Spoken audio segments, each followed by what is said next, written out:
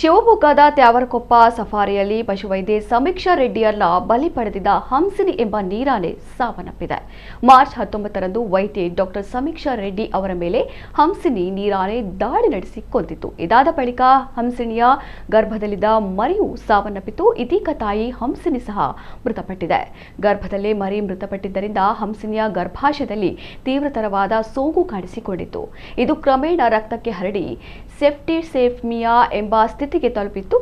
ತಜ್ಞ ವೈದ್ಯರ ತಂಡ ಸೂಕ್ತ ಚಿಕಿತ್ಸೆ ನೀಡಿತು. ಆದರೆ ಚಿಕಿತ್ಸೆ ಫಲಕಾರಿಯಾಗದೆ ಮಂಗಳವಾರ 12 ವರ್ಷದ ಹಂಸಿನಿ ಕೊನೆಯುಸಿರೆಳೆದಿದೆ.